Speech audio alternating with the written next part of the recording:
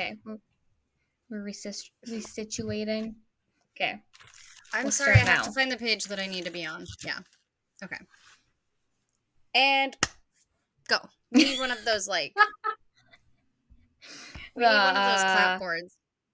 What are they called? They're called clapboards, aren't they? Clapboards. Aren't they? Yes, they are. Oh. Hold on. They're called You're gonna Google clapboards. it? Yeah, of course I am. Yeah, clapboard. Clapboard for movies. Yeah. Seriously? That is by far the dumbest thing I've ever heard. Okay, well, we've already established that does not work in its favor. You know what, though? I don't care, because it... Look, you... Oh, wait, no, that's just... That's not what we want. I want to buy, like, an actual one so that I can just use it at the beginning. Or you can use it. We'll just buy 2 of them. I can use it or you can use it. Okay, yeah, but then we're going to end up fighting about whose start is actually the start. I get to clap it this time. You did it last time. Yeah, like that. Oh my god, okay. It's called a clapboard. Yeah, we definitely need a couple of those. I know. I know we do. How do we start it now that we've already been, like, recording for 2 minutes? I don't have any idea. Hi, guys. I'm Emily. And I'm Chelsea. And this is Mom Needs a Minute.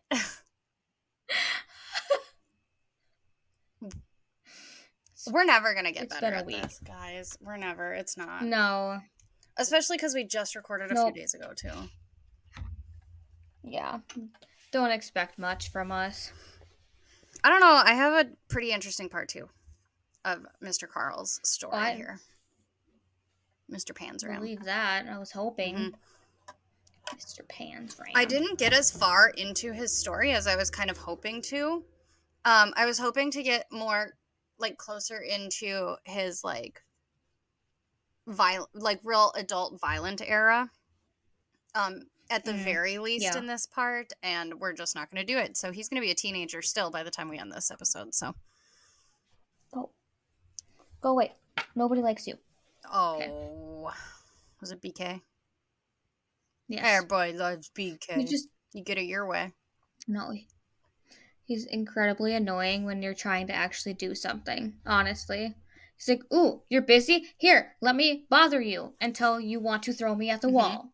Mm-hmm. That sounds about right. All right, so Chelsea, why do you need a minute?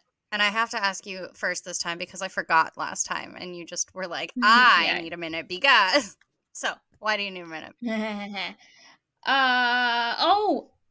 I learned something the other day. Yeah. I wrote all mine down, remember, so this is, like, stuff that just has happened. So, I think BK definitely does not have the brain cell today. Yeah, it sucks when there's only one between 4 cats. Right. Can confirm now I have 4 cats. Mm-hmm.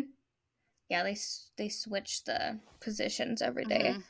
Okay, so I, for some reason, like when I was younger, thought it was a great idea to save our family dog's ashes.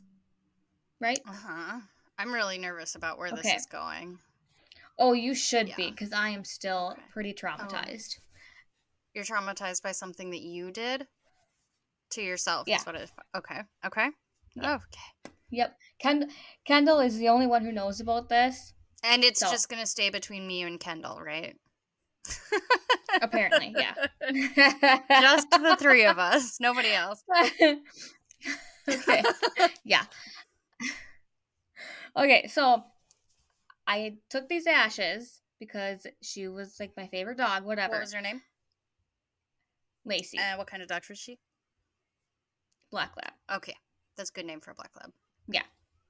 Yeah, I don't know how we got it. We were little. Anyway, so I kept her ashes. She was in, like, a canister, about this size. Like an urn or like a coffee canister? No, it was a canister. Yeah, it was kind of like a canister, like an old, like, cookie canister, you could find at the antique stores, right? You know what I'm talking about? Okay. Well, I kept her ashes, and I transported them everywhere with me, okay? like Okay. everywhere. You're really making me nervous. Okay. Okay. So she was in my like little safe that I got for Christmas a while back for my parents, Mm-hmm. and I took her out because she couldn't fit in there anymore. So I put her on top of the safe in our closet. Okay. Well, one day my ADHD kicked in and I decided I was gonna clean the closet out. No, But I was like, you didn't. oh. No, I don't think I did what you're thinking I did. I wish. This is dumber. Um Uh, anyway. okay. Anyway, When I did was you like, all do right, this? this When kind of was this situation happening? This week? let me see. Oh, it was recent. Let me see what I texted Kendall and she thought it was really fucking funny. Um mm, God damn it. Apparently talk a lot more than I think. Okay, it happened whatever day this was. The on Wednesday. So Okay, like well a it was a week lot longer ago? than I thought. So like a week ago. Yeah, but yeah, and I'm still like really fucked up from it. I can't believe you didn't tell me this on So I Saturday or Sunday when we were talking. oh, well, because the other one was more traumatizing. Not really traumatized. That one was just sad. Your That still hurts cricket my was heart. more traumatizing than your dog's It's sad. ashes? Okay. Sorry. Hold on. My cricket was sad. Okay. Okay, Okay. so I'm not prepared for whatever is going to come all out of right. your mouth now. No, no, you're not. I wasn't prepared.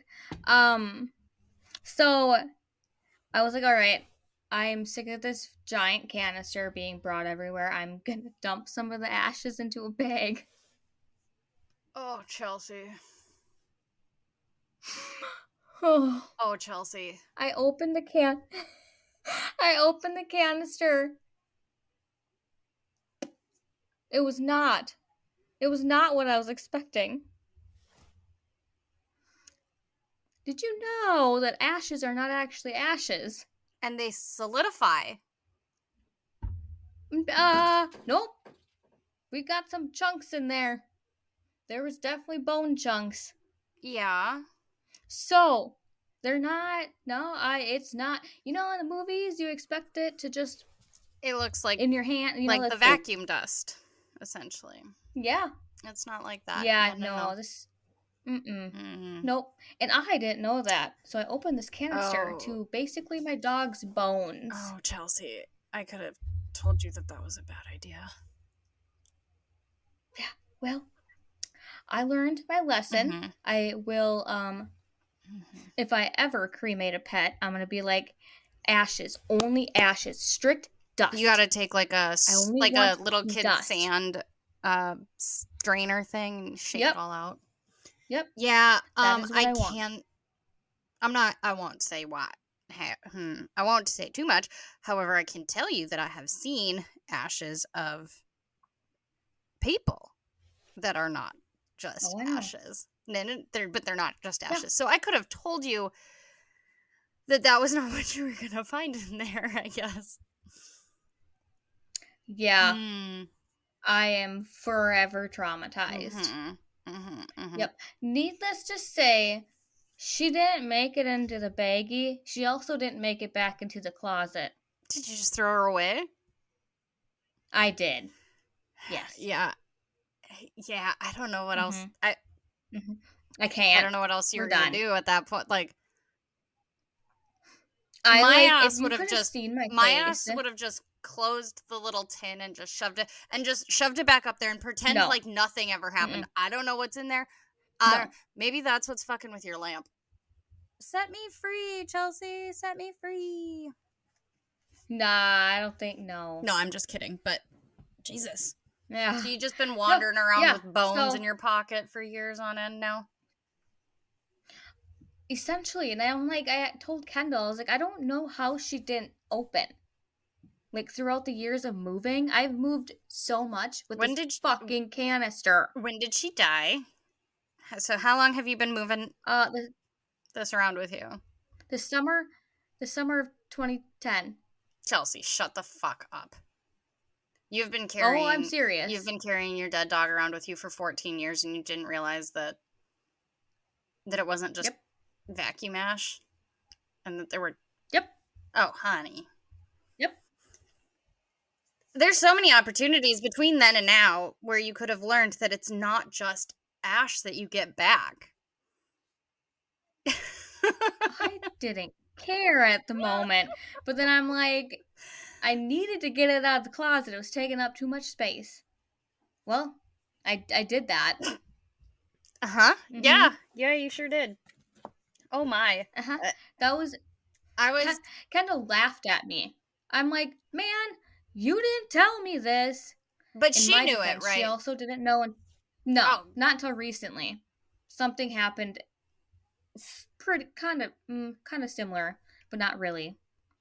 okay. Where she didn't know and she saw them and she was like, Mhm. but Yeah. yeah. Yeah, you don't Hmm. just get like ash back. You get pieces. It's it's Nope. really Nope. unsettling, but yeah. Do you remember when we did I should have the Googled it. yeah, do you remember when we did the solder children in the house fire? Yeah. Yeah. And they were saying that there was no way that the kids were burned in the fire and I went through all the science behind how hot and how long bodies have to burn to be completely decimated, and even then it's not likely that they were fully completely decimated without finding evidence of some sort. You remember that? Okay, but I didn't put that into my theory And you at had a that dead that no, time. no, no. I said that and you had a dead dog in your fucking closet at the time. And I didn't know you had a You're dead making dog in it there. sound worse than what it actually is. No, I think it's just silly. I think Oh, it's silly. man, I was I just was afraid that you were going to say, like, you went to pull something down and it came, like, raining down upon you and you had to vacuum it up or something like that. Which, no. arguably, with No, shards because of bone in there would have been worse than vacuum dust. I honestly would have I don't know what I would have done. No idea I don't know if what that you would would have have done happened. either. I was smart enough I was smart enough to make sure that I never put it high enough where that would happen. It was always like basically on the floor to avoid that. That seems like a good plan, though. Yeah. Mhm. Nope. I was yeah, lesson learned. Oh no. Oh no. That's not good. That's So I will either be cremating and telling them to only give me the dust or don't give me anything and just cremate. mhm. Mhm. I don't fucking know, but that was traumatizing. Yep. So, yeah, At the very least now I you could have know. gone So without you could knowing. put it in like a well, yeah, well, so could I, but you could put it in like a little thing and no we're never opening this again. You know, cuz She's I know gone. what's in there. Yeah. No, I'm just saying like if She's in the gone. future. In the future though. I'm gonna have the vet do that. Well, I'm not saying that you have to burn it yourself. No, I know, Of but I'm course gonna the vet have is them going to do that. scavenge for the dust. They're not going to do that, but okay. I'm You gonna think make they them. got time to sift through everybody's ashes at the vet just so you get We'll only find your out. pet's dust? Because they don't, because you want to know what, you're not even only getting your pet's dust, you're getting other pets' dust too. That's that was the worst part. Hmm. Honestly, is I already knew that, Hmm. Yeah. but Oh, it just so made it worse. sorry everybody, PSA, cremation doesn't work exactly as you think it does. You don't just go completely 100% ash, and they also cannot confer like uh promise that they get all of the ashes out every single time, so you may be getting somebody else's ashes as well. And then it goes for pets, Mhm. or I'm very, very sorry, people as well. Um, one of my dads was cremated, and yeah, who knows? Yeah. Mm-hmm. Mhm. So So, you're welcome everyone for finding that out for you. yeah. Uh-huh. So anyway, Emily, why do you need a minute other than your birthday being tomorrow and you're going to be another day older, another Oh, year older? another day, Meatloaf? really. I Sorry. mean, I was honestly, trying to make that's just another day in my opinion at this point, you know. So I have two things aside from my birthday. Um yesterday yesterday I went and renewed my driver's license. And obviously, with my birthday tomorrow, you could tell that I was very, very close to running out of time. I couldn't really cut it much closer to renewing my license on time, right? Well, I don't have Mhm. to renew it now until 2030. And I came home and whatever, I was talking to Patrick about it, and I said 2030. And Bentley goes, I'll graduate high school before you have to renew your license again. And that No. one, yep. And it's true. And yeah, because he'll graduate in May of that year. So Sh- my driver's license now has a longer like shelf life than my child being in school. At least in like not like higher education in some way. Yep. So that's cool. He is always the one that has to rub that in. I don't I Do you oh realize yeah, that? and He's I always don't think pointing that it out. he's like, especially like as far as that goes, I don't think he was doing it on purpose, like as far as like to bug me about it. I think he's just excited because he's like, ooh, No. I'm, like every person, everybody's excited when they are like, especially because he's he only has one more year really left in the middle school, and then he'll be in high school. And so it is kind of probably, I'm sure, sitting in the back of his head like, I graduate this year, you know. So I'm sure it does, but man alive. No, I know. And I'm just he's always the one that Yeah, mentions it is so what I'm saying. Not that he's yeah. doing it intentionally. He just always Yeah. comes up with I it. think he's very much like me as far as that goes. Um like, oh, it's in my head. I'm going to say it out loud, whatever. So yeah, that one hurt my feelings a little bit. mhm. Mhm. So yeah, there's that. I don't. Yep.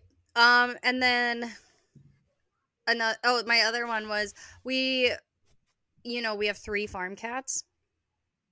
We've got Tuck. Yes. No, we've got Tuck, who we never see.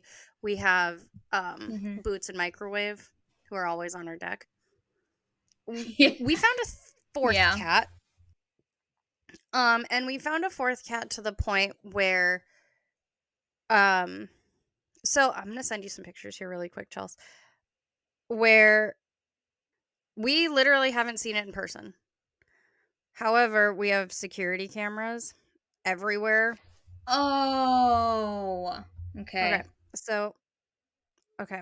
So I took some screenshots off of our security cameras. And so Yeah. there's a black and white one that you should get, and that is outside in like the fenced in area of the chicken coop, but still outside. And then you can see it standing inside Oh. the chicken coop in the colored one. And it's just a solid, it's like Yeah. basically it's a solid orange cat. Where the hell did this come from? But that makes sense though, because Kiko's orange. She has to have a dad. I didn't even think of that. I just I just keep thinking about like what colors the kittens were, and it kind of adds Yeah, up cuz now because I don't yeah, think any of them were other the only colors. thing that I is like, we've lived here for 8 months now. We're really starting to get closer Yeah, and closer to a year, and we never even realized that we had a fourth cat wandering but you didn't have. the halls out here. We've had the security cameras forever. Yeah, the entire time we've been here. Oh, We've just never seen it or never caught it huh. before.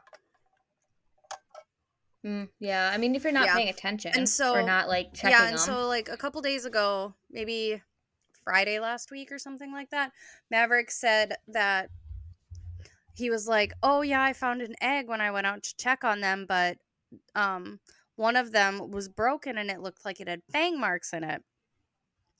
And well, and we Oh, do have snakes around here, and with chickens, snakes really do snakes really are a problem yeah, with chickens typically and their eggs and yeah. stuff. And so Patrick and I were both like, "Oh, it's probably a snake. We got to find the nest and we're going to have to, figure this out."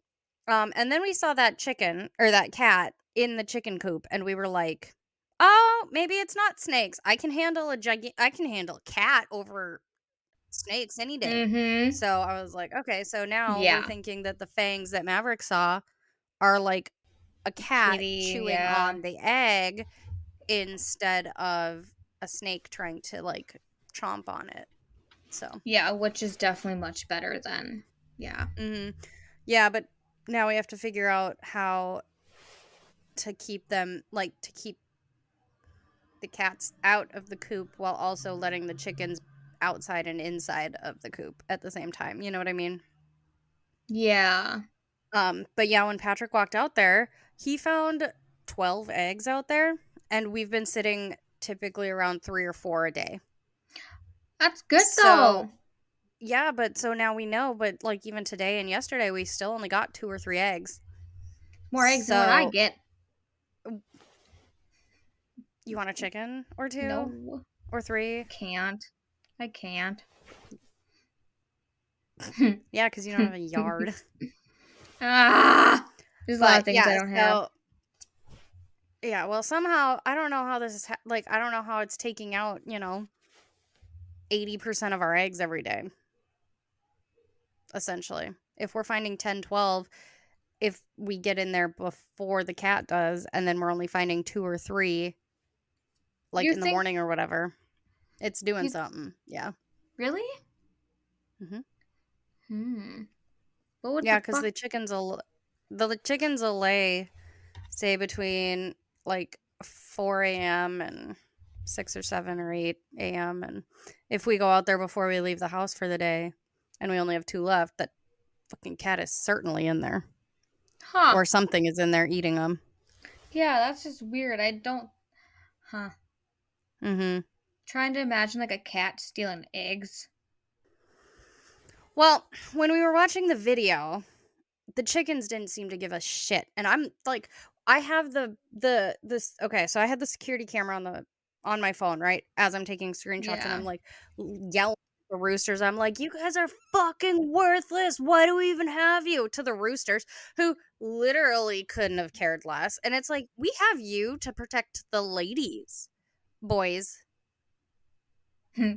What the fuck are you doing when there's" and then microwave was in there too. So we had 2 cats in there at one time. And I was like, "Roosters!" And I'm screaming in there and I'm like, "You're the most worthless fucking things on the planet." And I was like, "You're going to be turned into soup pretty soon if you don't do something." So, yeah, I don't know. My gigantic mean ass roosters don't seem to care if there's a chicken in there, but man, if I get close enough to it, it will rip me to shreds. So, Yeah. there's priorities, I guess, but so. Jesus. Mhm. Interesting. Mhm. Huh. Yeah. So, now we have to figure out how to fix that before winter because, it's nice and warm inside Yep. the coop in winter. And I don't want cats in there in the winter, but I want my chickens to still be able to go outside. I don't know. Cats are like, Yeah, I don't know either. They're not a solid. Cats are not a solid. Cats are a liquid. yeah. They can squeeze through anything. They can squeeze into anything through any teeny tiny crevice. I'm convinced of this and nobody will ever tell me otherwise that cats are a solid. They are not. They are a liquid and I don't know how to keep them out. No, yeah, I agree. I swear to God, I could watch myself close the door, look down, and make sure nobody follows me in, and I turned around and there's gonna be a cat there. No idea how. Mhm. But yeah, fuck, I don't know. They're liquid. They are. And nobody will convince me that cats are actually a solid. Nah. They're not a solid mass under any circumstances. They are not a solid mass. No, cats are so different from like every other animal. Mm-hmm. I don't- their personalities even They're so funny. they are. They're fabulous. They are. I love them, but man, are they going to give me a run for my money with Mm, this chicken coop thing over the winter. farm Because, like I said, cats. I don't want them in there in the winter, but it's nice and warm in there for the fucking chickens. Yeah. I wonder if maybe But you gave them an alternative, if that would help. you mean like all of the food that we do feed them? No, I'm saying like a Or warm the nice warm area. shop that they are. No, they are capable of getting into the shop, Oh. All right. Well, I'm out of which is ideas. heated. Yeah, I don't know.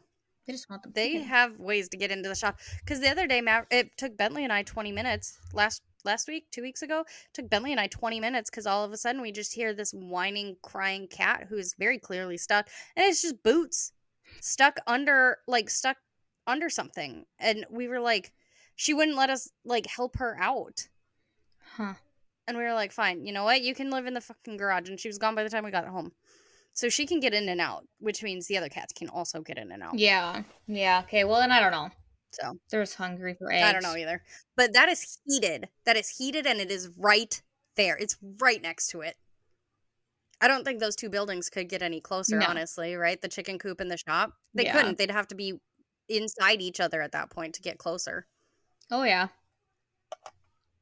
Have to be one building. All right. Well, yeah, that's all I got. So, all right, Chelsea, do you remember our story from last time? Yeah. Yeah. What all can you like sum it up and start? Oh, side note, if you haven't listened to part 1, go do that.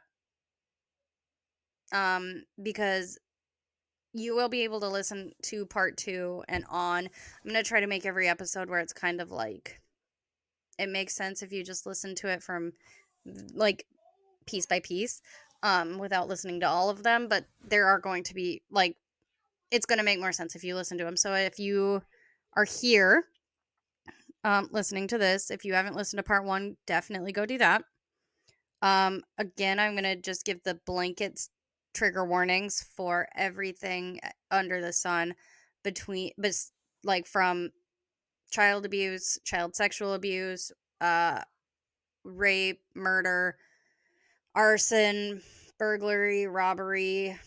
There's some animal abuse.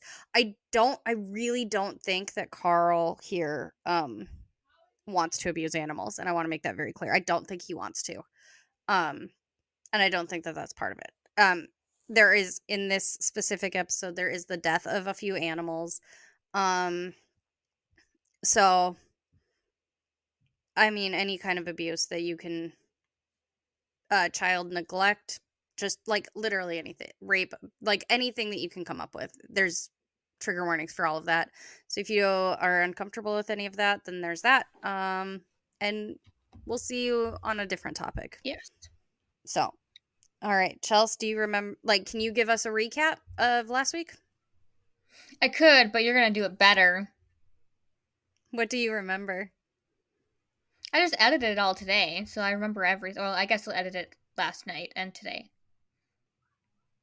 Well, I know.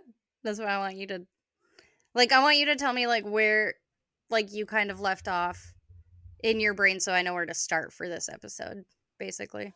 Well, the last episode ended when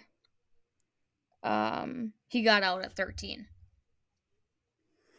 Okay. Yeah, so he had been in that reform school from the time he was 11 to the time he was 13. He was brutally abused in that school, which I think, as far as reform schools in the early 1900s, that especially when it comes to those that are very religious, I think abuse is pretty par for the course as far as that stuff goes. And he had burned down and caused like $3.5 million worth of damage in today's money to the buildings, and they couldn't call the cops because they didn't want the cops involved because they didn't want to shut the school down. So yeah, He was abused from a very, very young age. Um, essentially since the day he was born, he was treated horribly by his parents. His father tried to perform that disgusting surgery on him that caused a lot of problems, and I do think that that contributed a lot to where Carl gets to, you know, at the end of this story. Um, he was forced to work essentially from the day he could walk. He was being sleep deprived. He was being getting the shit kicked out of him. It was cold. They were in Minnesota. Um, it's cold. He's anything that you can think that can happen to a child under the age of 11 happens to the child under the age of 11. He was a raging alcoholic by the time he was 8, and he had been arrested a second time for that by the time he was 11, and then he had been arrested for stealing burglarizing homes in the nearby like wealthy areas and stuff. So Carl is having a time. Okay. We're going to hit back a little bit to the reform school before he gets out again. Okay. Just because I found some more some more information of what was kind of going on while he was in the reform school, as far as like I talked a lot about how he was being abused, you know, but he was Yeah. also being really seriously abusive while he was also in the school. So, um, as It's we fitting. as we just said, Carl had been kicked around and abused in literally every sense of the word since the day he was born. He was subjected to extremely harsh treatment um, around the family home or farm. He had been physically and emotionally dependent on alcohol by the time he was 8.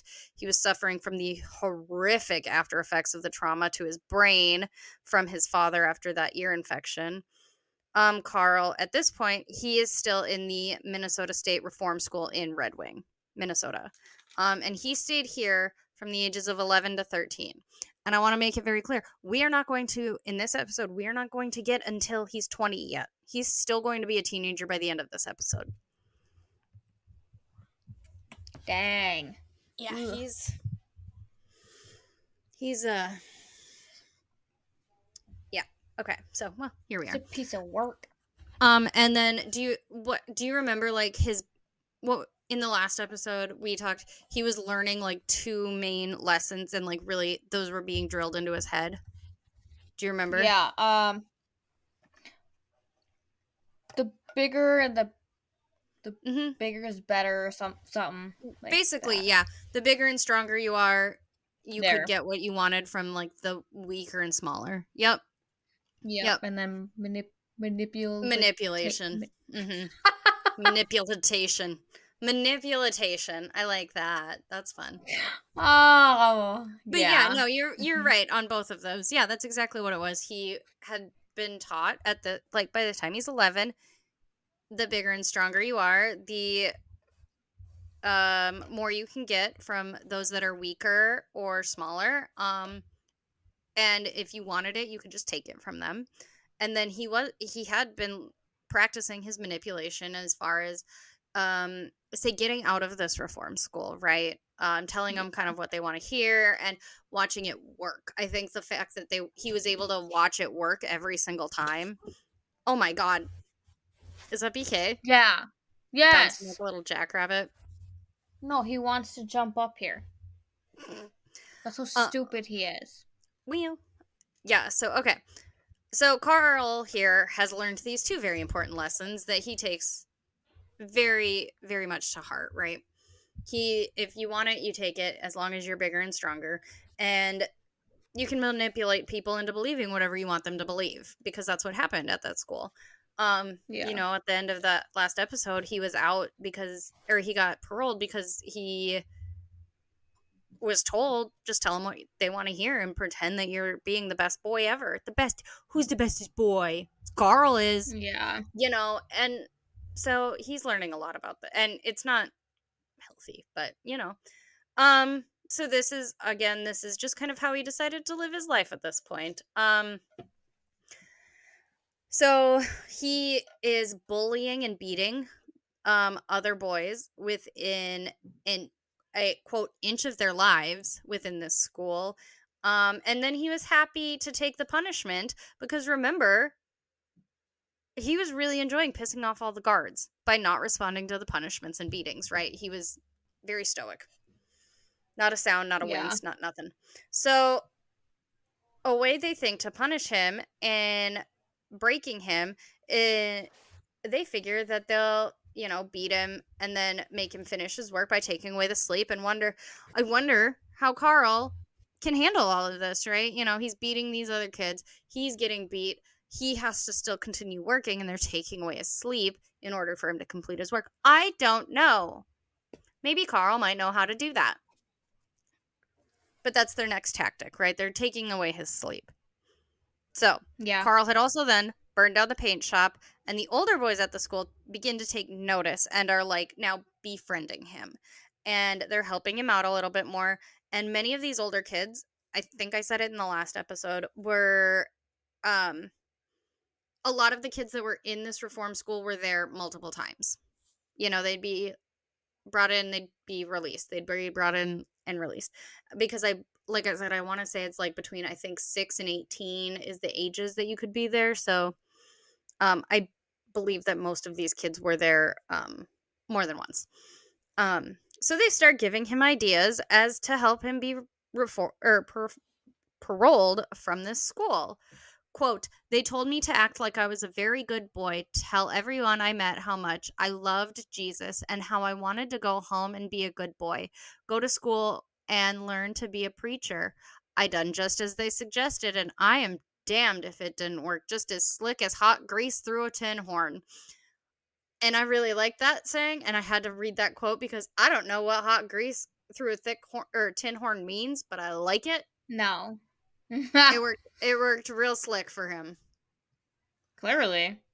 Yeah, really. So I don't know I don't know where it came from, but I like it.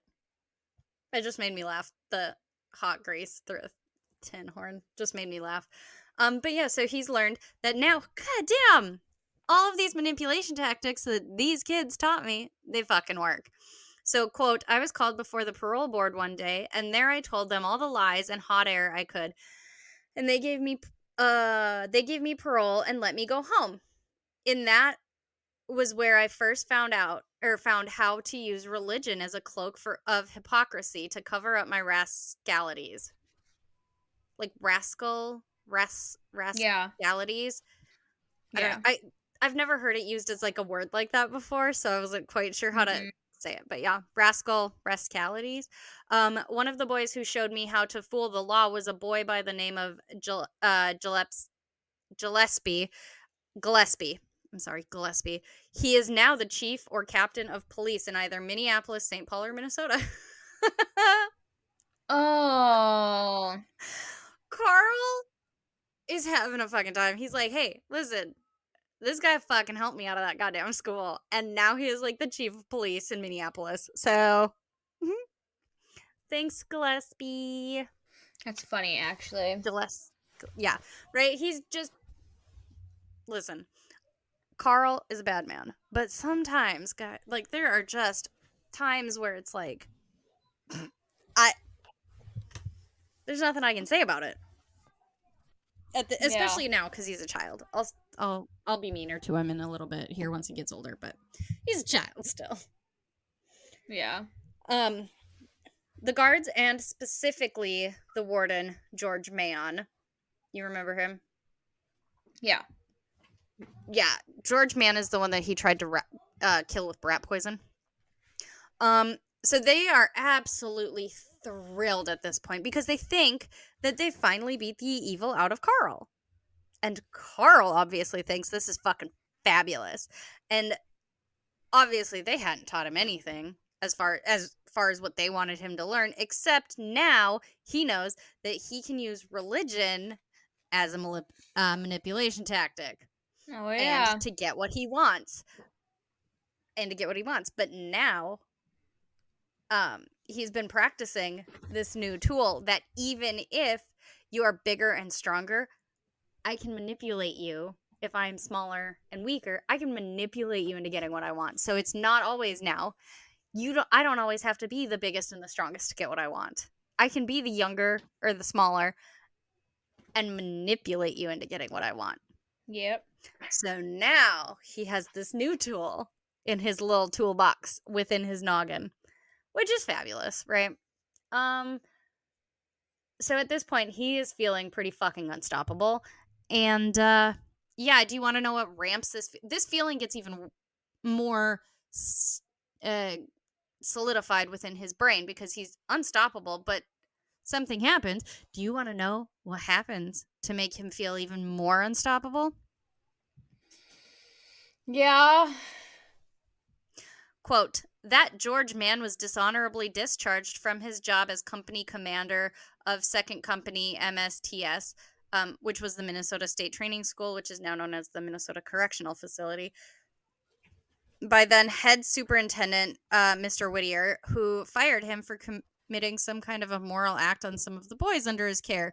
The same Mr. Whittier was himself later on dishonorably discharged for the brutal and inhumane treatment of the boys under his charge. All of these things are on file among the records of the MSTS at Red Wing and can be verified by anyone who cares to look the facts up.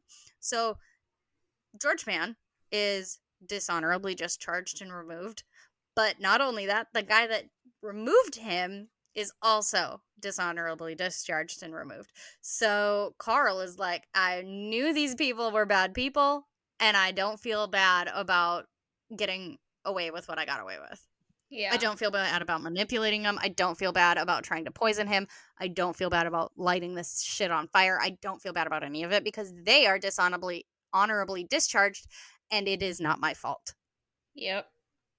This is a good lesson for Carl. Yeah. So Carl's released. And when he was when he was released, he was very pleased to say that he knew all about Jesus and religion and how hypocritical it all is. And aside from that, all he learned was about, quote, stealing, lying, hating, burning, and killing. I had learned that a boy's... Okay. Trigger warning here for some sexual assault stuff. So, skip ahead a little bit here if you want to skip this part, and I don't blame you. Okay. I had learned that a boy's penis could be used for something besides to urinate with, and that a rectum would be used for other purposes than crepitating. Now I didn't know, end quote, but now I didn't know what crepitating was, so I Googled it because obviously I had to Google it. Really? And I assumed it would be like something like defecating, right? Yeah. That was what I assumed. It's not. Oh. It's not. What? According to but based on context clues, that would have been totally fine, right? Yeah. Because that would make sense if it was similar along those lines. It's not. According to Merriam-Webster, it is a... Oh, you're going to hate this. You're really going to hate this, and I'm so sorry. It is a, quote, grating or crackling sound or sensation that produced by the fractured ends of a bone moving against each other, or as that in tissues affected with gas gangrene. The thought of broken bones rubbing against each other and making that like grinding noise makes me want to vomit. Nah. No, thank you. And you see how that got so much worse as far as what a rectum could be doing. Yep. You know. However, Merriam-Webster does equate it kind of to like an arthritic knee or an arthritic elbow. Yeah. So where you're like, and it's still doing that grating grinding noise, but it's not like as horrific as it is in the way that Carl is using it here. Yeah. And so for my own sanity, I need to think of it as like your elbow or your knee kind of popping and rubbing like that versus like what Carl's trying to say here. Because I want to vomit if it's not. So, now, oops. Now, Carl is paroled. Okay. He's 13 in 1904. And he has decided that this is it. He's learned all this information. This is all he needs to know. And this is how he is going to live the rest of his life, full of nothing but anger, hatred, revenge, and abuse. And at 13 years old, Carl does it. This is where he is going to live his life as a monster, right? He has nothing else in him at this point, you know? Yeah. So in 1904, after he's paroled from this school, Carl returns home to his mother. Right? Super. Oh, yeah. Um, That's gonna go well. his mother she's such a loving, caring person, right? She loves him, she cares for him, and that's why he went to this school, because she was just afraid for him. I Okay, think I well, think you told me the wrong story last time. I think Yeah. I'm fibbing Putting now. two putting two different things together here. Yeah, no, she's a fucking monster too, but Yeah. mostly just to her children, it sounds like. So in Mm. 1904, Carl returns home to his mother on the farm. Unfortunately, though, a few weeks before Carl returns home, the only brother he had still living at home, like with his mother, like before, it was his Yeah. mother, his brother, And his him, and his sister. sister. Yep. Yep. So the brother that was still living there had actually drowned in a pond near the home while he was going for a swim in the summer. So, and that was just a few weeks before Carl got home, which is really, really shitty because, like, now his mother is a fucking piece of shit, anyways, right? But now Yeah. she is dealing with the loss of a son on her own property that I don't know exactly the circumstances surrounding, like, how he was found or anything like that, but, like, I can't imagine going through losing my son in an accident where he drowned in my pond on my property, and then Yeah. likely, as far as this goes, she was likely the one to find him. And then what do you do? Try to pull him out, or like, what do you do? And so she is in this like horrifically depressed state, right? Yeah. Um, so now it's essentially just the mom and the sister living at home, waiting for Carl to come back. So, as you can imagine, he's been gone for about 2 years, and his mother is thrilled to see him, right? Nah. No, no, no. No, Okay. absolutely not. It hasn't changed from the moment his feet landed on the soil at the farm. He is expected to basically work himself to death again, just as he was for, the beginning parts of this. And it's not made better because now mom isn't fucking helping because she had never been really healthy, like super healthy, like either physically or mentally. She was, quote, doing her best, as far Yeah. as that goes for a person like this. Um, but now with her son dying, she's very, very depressed and she is just laying in bed. And so the farm is just falling apart by the time Carl gets home, but it's his job now to fix it, right? I Obviously it is, right? suppose. Yeah. I Yeah. mean. It's always Carl's. It's like in the last episode, it's always Carl's job. It's always Carl's fault. It's always Carl's problem. Yeah. Which, and I know that because I do am in okay, I want to make it very clear. In these episodes, I am using his autobiography, and so I am using a lot of his words and whatever. And so I can see how it would be like I'm like Yeah. victim blaming almost, where it's like, oh, Carl had such a no, I'm not trying to say that at all. Carl had a tough fucking upbringing, but and I do believe that this had a lot to do with how he is as an adult. However, these are just the facts of the case. Like it is very clearly in every source that you read, it is very clearly say Carl's fault or made to be Carl's fault that his father left or that he had gotten sick and had to have that surgery and had all those. That's Carl's fault. Like in Yeah. every source, he is being told that it is his fault. It's not just him saying, my mom hated me and my mom blamed me for this. My mom blamed me for that. My mom expected me to do this and expected me to do. No, it's not like that. It's every source is saying and she blamed him and she expected him to do this. It's not just him playing a victim here at this point. So when I do say stuff like, obviously this is Carl's fault, because that's what he was told. And it is like obvious, like it's what he's told. So I want to make it very clear that I'm not saying that Carl is not responsible for any of this. Because he even said at what, 5 years old, he was a fucking monster already. Yeah. So he knows he's an asshole, but then being told, well, it's your fault your father left. It's your fault the farm is falling apart because you weren't here. It's your fault. Say your brother died because you weren't here to be with him or whatever. And now it's your job to save the farm because I can't do it as the mother because I'm so depressed because of my son dying that I'm gonna lay in bed. And now it's my 13-year old son. It's your job to fix the farm after I let it go because I was so depressed. It's your job. It's your responsibility, So it's like, I'm not saying that he's a victim. I'm not saying that he's, whatever. But this is actually what he's been being told his entire life. So, Yeah. Yep. I'm not saying that Carl is a victim Carl is a victim, but he really, like, actually, if you were to read his autobiography, he really is like, yeah, no, I deserved all of it. He doesn't ever really point himself out as a victim because he doesn't want to be seen like that. So, Yeah.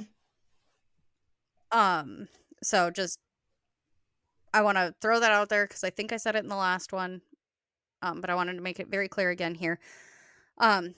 So yeah, since his mom is depressed and laying in bed, it's Carl's fault, it's Carl's fault because he wasn't here to save his brother. It's Carl's responsibility now to try to save the farm because the mom was so depressed that she could not get out of bed to do anything around the farm. Okay. You know, so quote, without some semblance of care, the fields had become overgrown, the crops had turned to rot, and the few animals they'd managed to scrounge up the money for were on death's door through starvation and mismanagement. So this woman has really, she is the one that's done it, Yeah. So as soon as Carl gets home, he is ecstatic to see the state of the farm. Since the farm is a big reminder of all of the horrors of his childhood, so seeing it in just such disarray and shambles felt like a really pretty big victory to him, right? He's like, yeah, good. I hope this place fucking fails. It Yeah. failed me. I hope it fails. Um, so when he gets there, he has absolutely no intention of actually working on the farm. And his thought process was that the sooner the farm failed completely, the sooner he could be free from it forever. So he decided, okay, and I want to make this very clear. This is going to sound like some animal abuse, but I really truly don't think that that's what he's going for here, okay? Okay. So as soon as he gets to the farm and he sees the state of everything, and he, like, mom is still in bed, sister's whatever, and he's like looking around trying to figure out what to do at the farm here. And he wants to destroy the farm. Okay, he does. He doesn't want to work here. He doesn't want to be here. He wants it to go away. But there are a lot of animals that are, say, like a little bit ago I said, basically on death's door through starvation and mismanagement. So what he does first is he decides to put as many animals as he can justify out of their misery.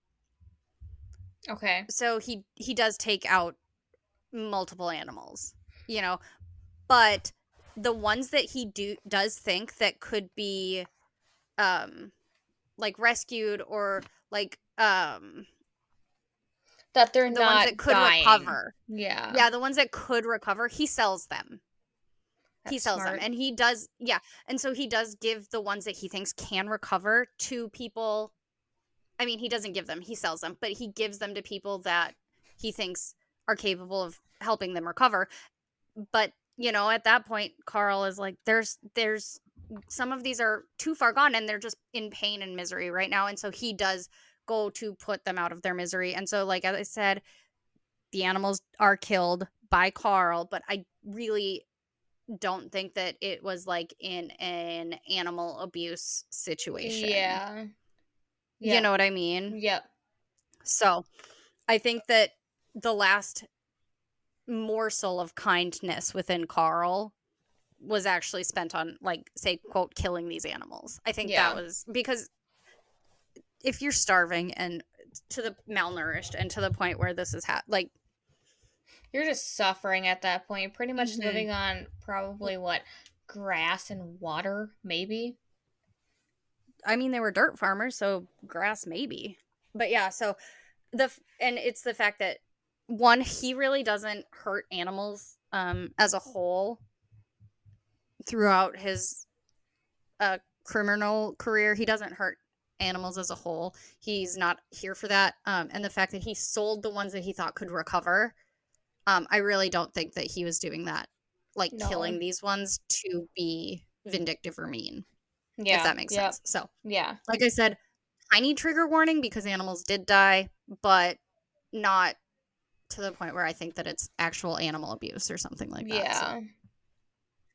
So now he's dealt with the animals, right? The animals are gone. He's either taken them out of their misery or he has sold them. And so now he's going to deal with the crops on this farm, right? And he rips out any crops, all of them, gone. Anything that even if he thought the crop could recover, gone. Tears it out, dances around in the rain. You'll never see me again. And just ripping shit out of the ground. He is so done. Okay. But like, I think that's a great way to do it, right? He's trying to get rid of this. He's taking care of the animals in the best way he knows how at that point because Yeah. they're animals. But now the crops, he doesn't give a shit about the crops. And so he just rips them all out of the farm because he wants to just speed up the destruction of the farm. Yeah. And obviously his mother is not helping, you know.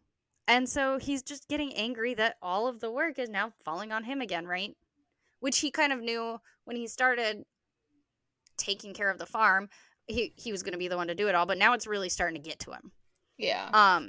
And so he's starting to wander back into his old habits, which is walking through town and scoping out places that are nicer than his and drinking again.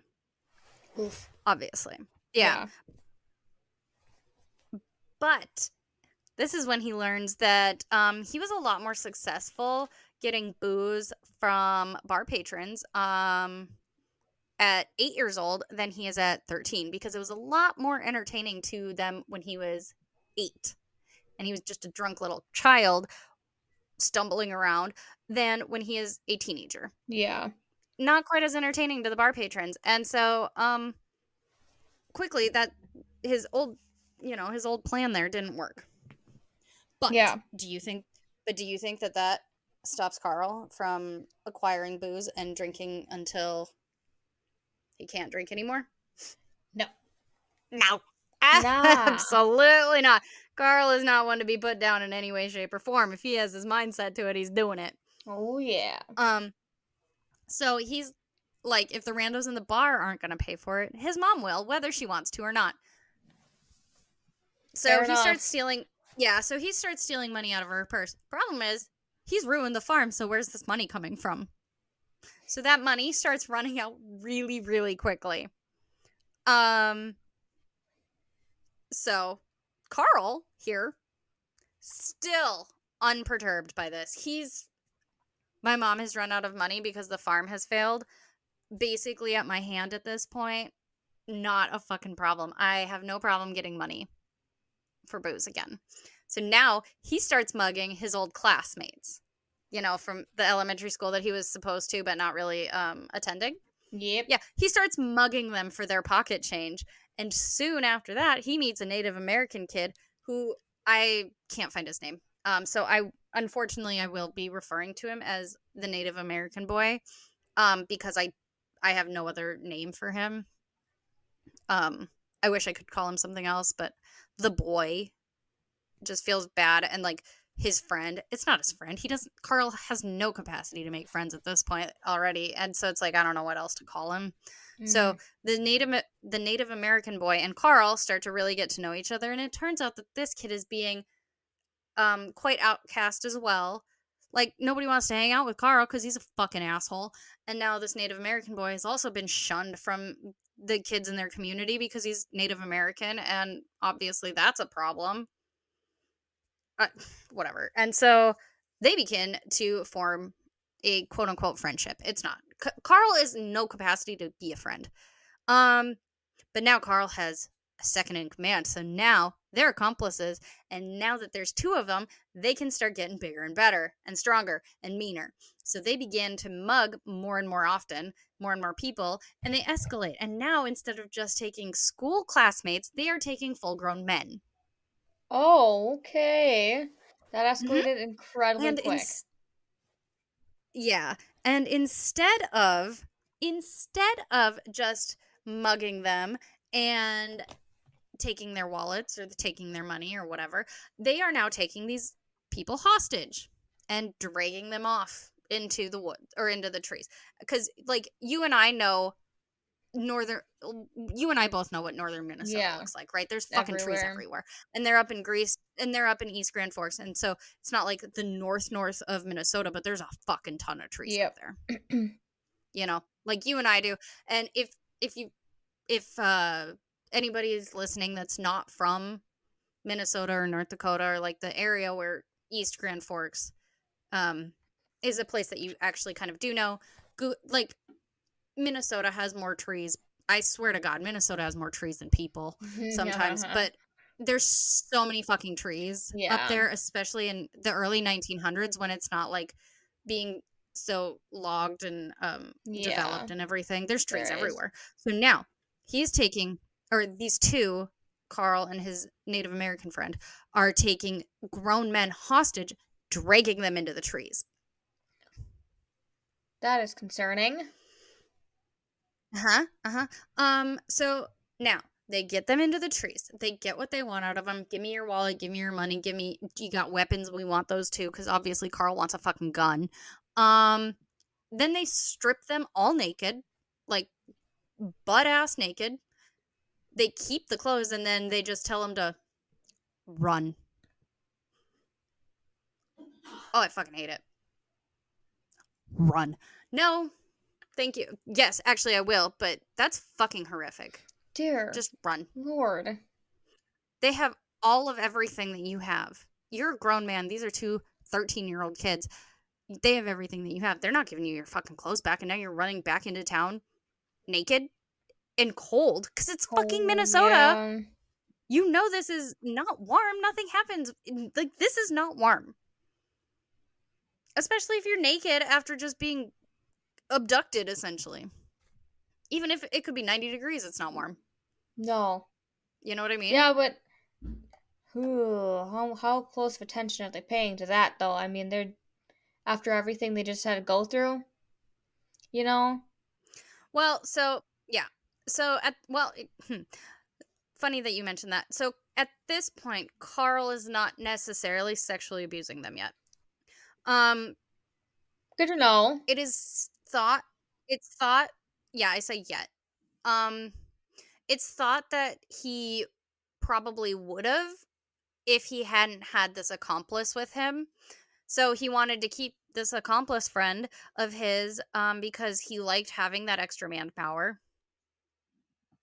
He liked having that extra manpower, and if he was showing this Native American friend of his that he had these ideas to say assault these men, then this friend is gonna fucking freak out, right, and Yeah. leave. You know? So he is trying to keep this extra manpower around him, and so he's not able to. Take it further like he wants to. Yeah, he wants to, but he's like I said, he's fucking clever. He's not smart. He doesn't know how to read, but he's In fucking a clever. bad way. In a deviant, Yeah. yeah, and in a deviant way. So at this point, the humiliation aspect is okay for him. Like, with them being stripped naked, Carl and his friend here are teenagers, and these are full grown men. Like, this is humiliating for these people. They're not gonna go into town and be like none of them wanted to admit that they had been victimized by two small Yeah. teenagers It'll and that they had gotten the best of it'll them. like what is it, emasculate them? Is that what it is? Yeah. Yeah.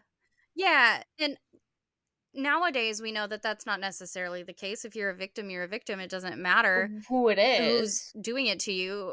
Yeah. Yeah, men can be victims just as easily as females, or, Kids. you know, kids or whatever. Like, you can. So, but back in the early 1900s, these men were not going to go and say that these two small 13-year-olds were the people that robbed and like stripped them Yeah. naked and locked them up in the woods for a minute. You Yeah. know, like they weren't going to Mm-mm. do that. So, finally, at this point, now, Carl's mom is becoming concerned about the path that he may be taking. It took this long? And it took this long. And the only reason she noticed this was because Carl started having money on hand. Nothing else gave it Mm-hmm. away? Apparently not. Just the fact that he had money on hand, like regularly And how did she know at this about point, because he that? was robbing. Because he was still robbing. He was still robbing the fucking Yeah. houses. You know, so he's getting money from them. He's still mugging his classmates, and now he's taking the money from the uh, he's not going to hide it. He's very proud of himself, you I know. suppose. Yeah, that's how she would know. He's and you know he's very proud of himself at this point, right? He's thrilled. Yeah.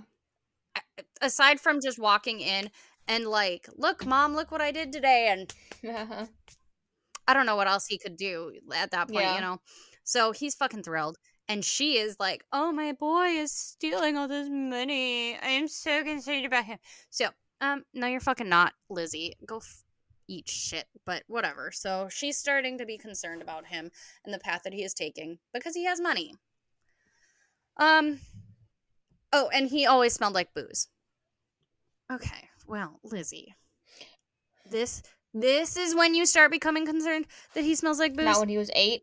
Not when he's 8 and being arrested for drunk and disorderly after brawling with an older boy in the street.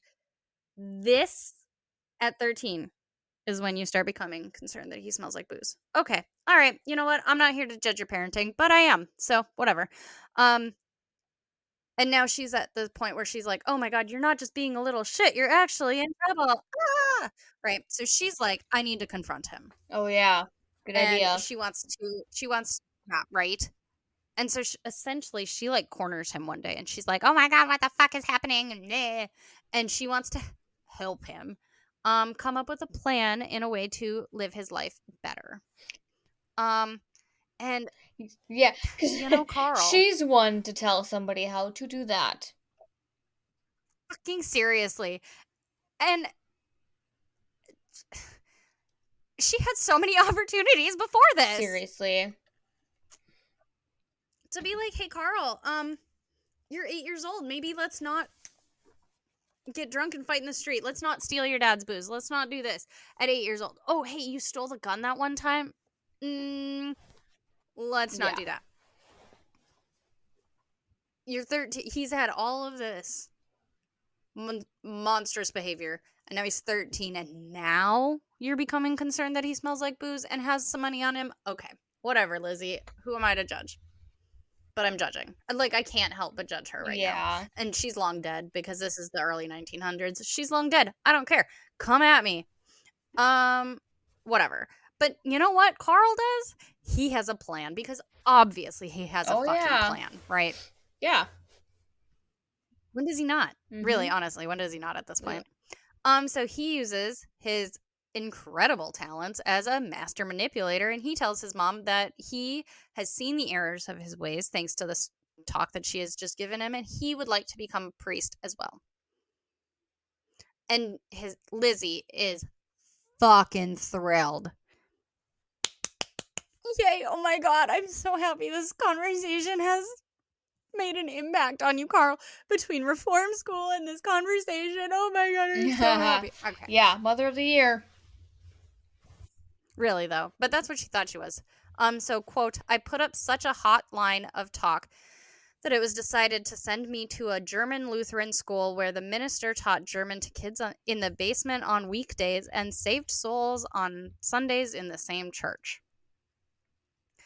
Which, in my opinion, that sounds pretty typical for a like a German Lutheran school of the time. of the area. Yeah. Grand Forks, East Grand Forks, like we are very German. Yeah. So for him to be sent to a very German, very Lutheran school where they kind of do both at the same time between like church and actual school or whatever, like that makes a lot of sense to Yeah. me, just based on the time period and stuff, because like I said, we are very German up here. I'm almost 100% German, and I'm Lutheran, or well, I was raised Lutheran, so, and me and where I grew up in Grand Forks is less than 4 hours away. Yeah. So yeah.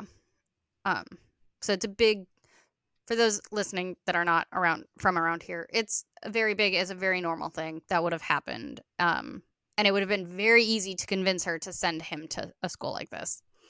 So he is sent to a German church school in Grand Forks, North Dakota. Because he's still living in East Grand Forks at this point. I'm in Minnesota. And so everybody there is like, "Oh, Carl, we would love to have you." His mom sent a letter, "Please accept my son ASAP, and we actually can't afford tuition, so would you please help? Is there anything that we can do to help out with the tuition for this school?" And they're like, "Fuck yeah, man. Here you go." They're helping them out with the tuition for the school. Carl accepted immediately. We want to change his life around, and everything is gonna go really, really well. So Carl gets to the school, and he's still living at home. It's not like the reform school where he was like kind of an inmate or a Yeah. prisoner where he had to stay there. He is going. It's just a different school in the area Yeah. as opposed to like the school that. So he's still living at home Yeah. essentially. So one of the German Lutheran priests that was lecturing at the school had his number from day fucking one. We were not here for Carl. This guy was not here for Carl. I do not have a name for this man either. As it is like I said, early 1900s. There's only so much information. None of the books that I've read have his name anywhere in them, so I am going to just have to call him like either the German priest or the priest or something like that, but it is all the same man. So, but this one specific German priest in the school had his number and was not here for it. The rest of the people at the school fell directly into the trap that Carl wanted them to, and he was charming and he was going along with all that was expected of him, and he continued to use all of the manipulation skills that he had gotten really good at. So, this priest is having absolutely nothing to do with it, and he has zero trust in Carl that he has an ounce of religion within him, much less the desire to become a priest himself. Which, you know what? Props to this guy, because clearly we know that this is Carl's not having Yep. it, right? But he's manipulating everybody else, and it's working on everybody else except this one guy. So he takes a really, really special interest in Carl to prove that Carl is full of shit. And everybody else is like, "Hey, guy, like he's here. Let's give him a little bit to kind of get acclimated. Let's get him used to the school. Like, we really have faith in him. He already went through this reform school." He was telling all of them that he has all of the like religious learnings and teachings and the religion in his heart that they put into him. And so we really think that we should give him the benefit of the doubt here, right? No, this guy is not having it. So he takes it upon himself to prove that Carl is full of shit, and he is consistently getting into Carl's faces and quizzing him and questioning him and throwing everything at him just to try to throw Carl off. However, Carl was already in that reform school, and he did, whether he wanted to or not, learn a lot of religion, Yeah. right? So he'd ask him a question, Carl would have a fucking answer to it. Yeah, and so Carl, he's very clever in the very worst way, has no problem keeping up with this man toe to toe, right? Throwing the questions at him, and Carl's answering him. And now this priest is just getting angrier and angrier, right? And so this is actually working really well for Carl for a while, until Carl's temper eventually starts getting the better of him. which who could have seen that coming, right? So Carl starts lashing out at this priest, right? Which is exactly what the priest wanted. And Carl begins getting more and more agitated and lashing out more and more and more and more violent. And the priest is, quote, forced to punish Carl, right? He's getting violent, he's getting aggressive, he's getting scary, he's forced to punish him. And what do priests do in religious schools in the early 1900s? Corporal punishment. Yeah. So Carl is back to getting the shit kicked out of him, right? And this priest is fucking thrilled about it. Who is putting these people in fucking charge of children? Yeah, that's what I was kind of.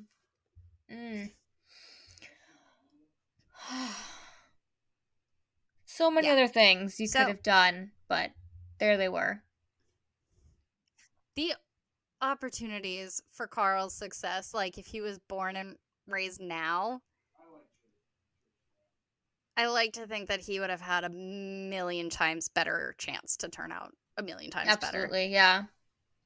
The like CPS would have been involved. CPS isn't a thing at this time.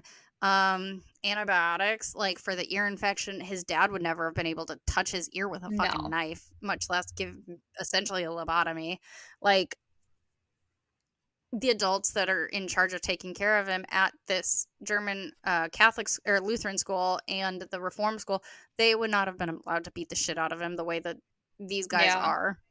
And I know that it still happens. I know that abuse like this does still happen, but to this extent with no regulation, I think is what's really the problem. Yeah, Yeah. whatever. So now Carl is getting the shit kicked out of him once again, and these become a daily thing or a near daily thing very quickly, right?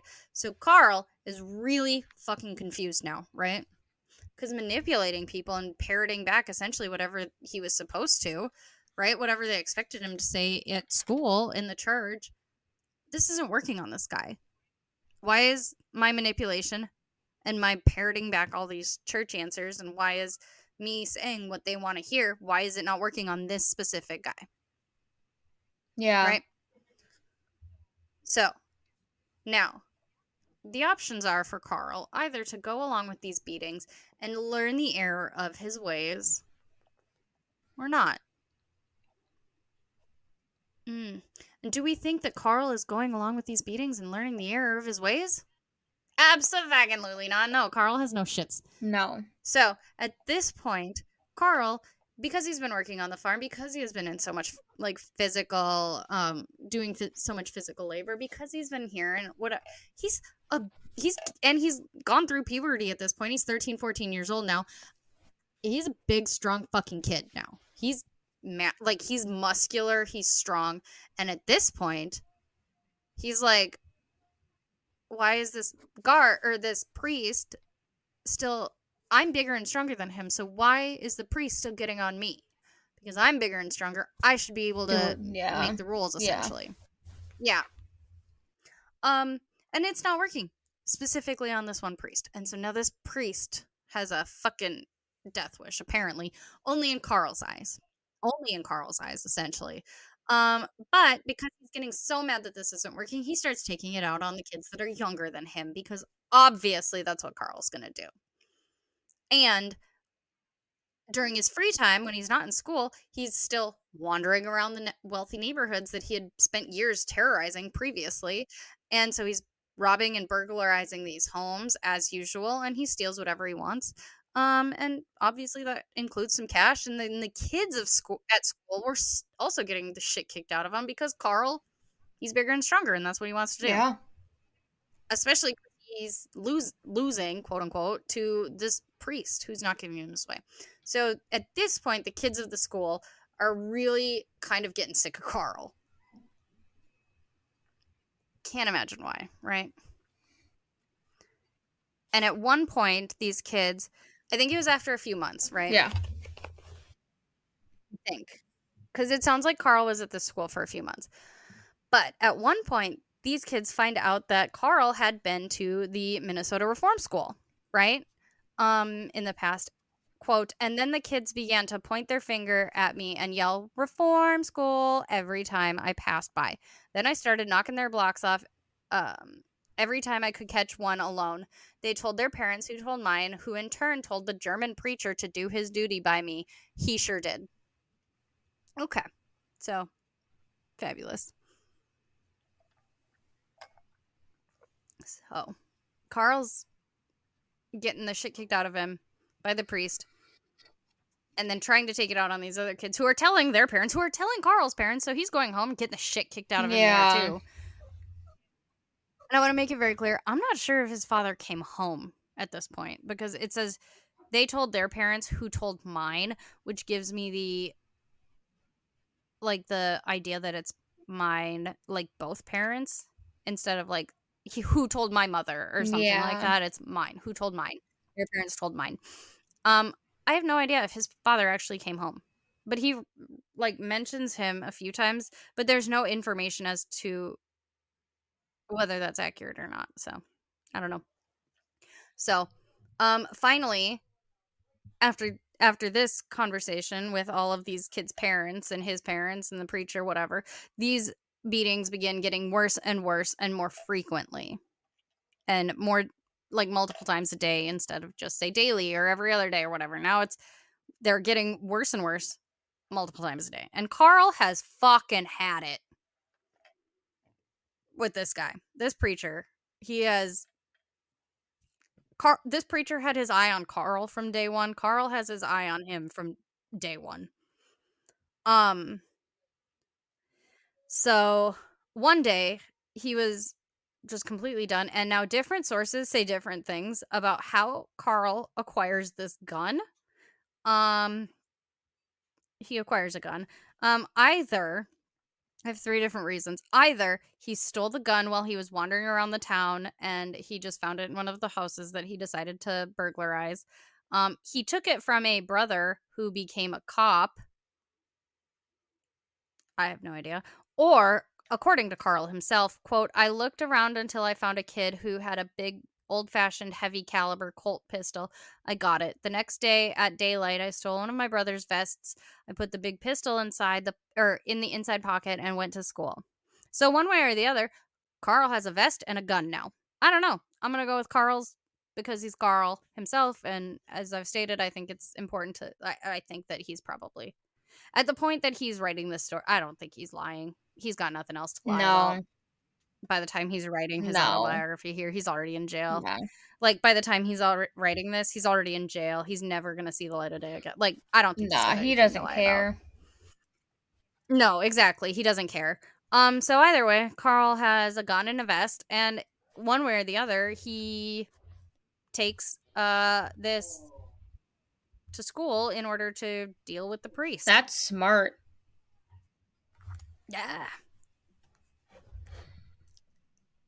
What else is Carl supposed to do? I mean, really? Maybe try drugging him again, like he does the other guy.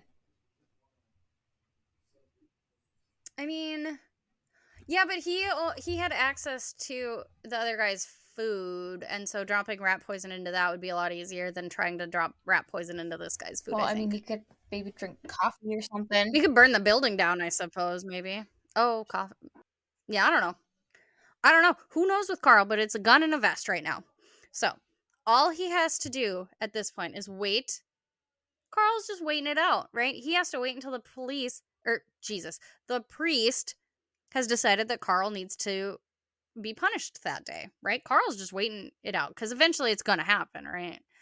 Regardless of what Carl does, it's going to happen at this point. And so once he decides that Carl needs to be punished, essentially after the first whip or whatever, Carl's done and they start tussling, right? Carl's not having it. Carl's not going to let this man hit him again. So they're tussling. However, during this tussle, the gun falls out of the vest and onto the floor. Oh, shit. And Carl describes it as, quote, the buttons on the vest gave out before I did. The preacher gave a yank, the buttons tore loose, and the pistol fell on the floor. And the preacher with it, he fell on his big fat caboose with his mouth wide open and his eyes as big as saucers. Listen, Carl's funny, in my opinion. He's funny. He's a fucking monster. Sometimes he's kind of He funny. had a lot of time to like think about all of those words and put them all together. I don't feel like we use the word caboose as often as we I should. right? Sounds a lot better than butt. Or ass, even, honestly. Fell on his ass. Yeah, no, I like caboose. I like caboose. I don't think we use the word caboose as much as we should. No, we don't. It's kind of like an outdated word. Well, Carl is outdated. No, So, but you know what I'm yeah. saying? Like it's not. No, I know it because it's like one of those words that's kind of fallen out of our everyday use. Yeah. But I like it.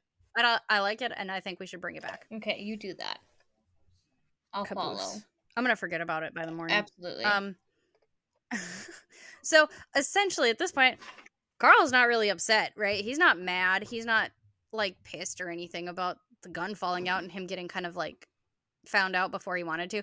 Mostly he's annoyed because he wanted the gun to be a surprise on his time. Carl wanted to be the one to produce the gun and Yeah. surprise everybody, but he wanted to do it himself.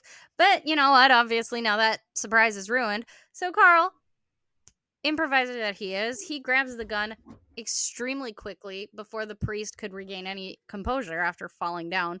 And Carl cocks the gun and, quote, pointed it at him right between his horns and pulled the trigger 2 or 3 times, but it wouldn't go off, end quote. So at this point, the priest and everyone else in the school are shitting their Holy pants. shit. Yeah, so they're shitting their pants, right? Which I can see because apparently this happened in class. Carl had pissed him off in class, and he decided that he was going to, you know, take and beat the shit out of Carl during class. So all the students are also there. And then there's the other like staff members and stuff, whatever. But so everybody's shitting their pants now because so this is his second attempt, like at attempted murder, you know, and he's hitting it or he's trying to hit him like right between the eyes. You know how stupid he Uh, had to have felt, which made it so much worse? well, so Carl assumes at this point he's been kicked out of school, which I think is probably a fair assumption as far as that goes. So he just goes home. He just walks home. Doesn't work, doesn't work, and he just leaves. He takes his gun, he takes his vest, and he just walks home. Like nothing happened. Yeah. Pretty much, yeah. He's just like, oh, we got a half day of school or whatever. Okay. However, yet this is another institution that doesn't want the police involved. So they don't call the police either. Shit. Because how are they going to explain that a one singular priest, right? Because everybody, all of the other priests had faith in him, Yep. right? So how are they going to tell the police that this one single priest manages to turn a kid with the dreams of becoming a priest himself into a boy who's willing to shoot somebody? Mm-hmm. Yeah. How are you gonna, because the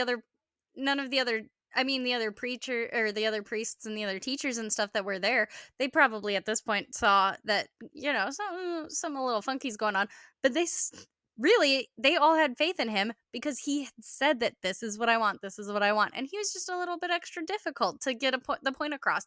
But he had gone through the reform school and they had sent transcripts over that said that he had learned all of this as far as the form of like religion goes, and this god-fearing boy who was raised in, you know, northern Minnesota on a farm,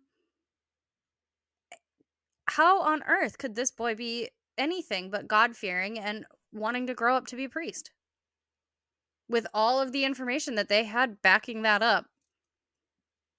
And how on earth were they going to convince anybody that this one singular priest had taken him from this kid to somebody who's trying to shoot him between the eyes without saying, hey, he was a horrific abuser and the school's going to get shut down again? Mm-hmm. So So the police are not, the authorities are not involved with this one either, which just emboldens Carl more, to be honest with Yeah, you. because he keeps getting away with it. He keeps getting away with it. Yeah. Yeah. So Carl gets home. He walks home and he talks to his mom and maybe his father. Like I said, I don't know if his father ever actually comes home, Weird. to be honest with you. But you know what?